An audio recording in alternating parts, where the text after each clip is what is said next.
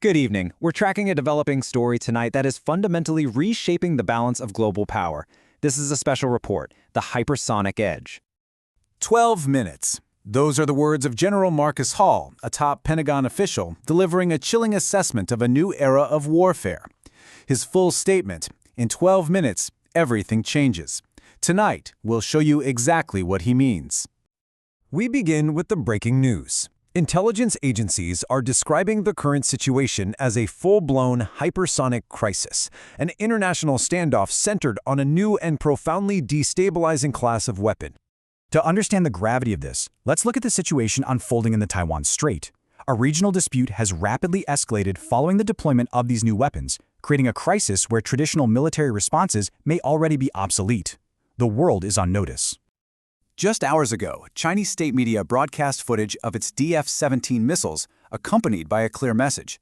This isn't just a weapons test, it's psychological warfare, telling the world they possess a weapon that, they claim, cannot be stopped. So what is it that makes these weapons so different? Why are military leaders saying that decades of strategic doctrine have been rendered useless, almost overnight? The technology at the heart of this is the hypersonic glide vehicle. Now, it's not just about the speed, which is staggering, at over 5 times the speed of sound. The real threat is its ability to maneuver unpredictably while flying inside the atmosphere. And this visual really shows you the problem. For 50 years, our defenses have been built to track ballistic missiles, which fly on a high, predictable arc through space. It's basic physics. But hypersonic weapons, they stay low, they hug the atmosphere, and they can change course on a dime. They're nearly impossible to track, let alone intercept. The result of that unique flight path is this terrifying number, 4 minutes. From the moment one of these weapons is detected to the moment of impact, the window to react is estimated to be just 4 minutes. In military terms, that's no time at all. This crisis didn't emerge out of nowhere. It is the culmination of a quiet but ferocious new arms race, one that has been escalating for years and one in which the United States has found itself dangerously behind. Let's look at the strategic scorecard. It is a stark picture.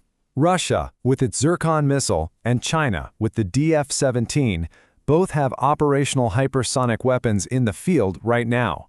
The United States, on the other hand, has been beset by program delays and repeated test failures. Dr. Sarah Chen, a leading director of advanced weapons research, put it to us bluntly, in the hypersonic race, we're losing. We focused on defense while they focused on offense. The shield America built was for yesterday's sword. Our adversaries have already forged the sword of tomorrow. But that is not the end of the story.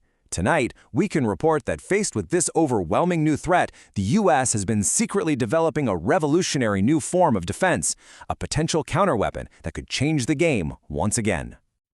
This was the central question paralyzing the Pentagon. How do you stop a weapon you can't catch? If you can't physically shoot it down, what can you possibly do? The answer, we are learning, wasn't to build a faster interceptor. It was to completely rewrite the rules of missile defense. The name of this counter-revolution, directed energy. So how does it work? Well, the concept is stunning in its simplicity. Instead of trying to hit a bullet with another bullet, this system paints the incoming missile with a high-powered microwave beam. It doesn't blow it up, it instantly fries the sensitive electronics inside, effectively turning the unstoppable weapon into a useless piece of metal. And this isn't science fiction. Sources tell us that in classified testing, the system has demonstrated a remarkable success rate, as high as 80% against the current generation of hypersonic threats. It turns the missile's own sophisticated electronics into its greatest vulnerability. The development of a viable defense has led to a stunning turn of events on the world stage. Not further escalation, but an unexpected diplomatic opening, a surprising push for peace.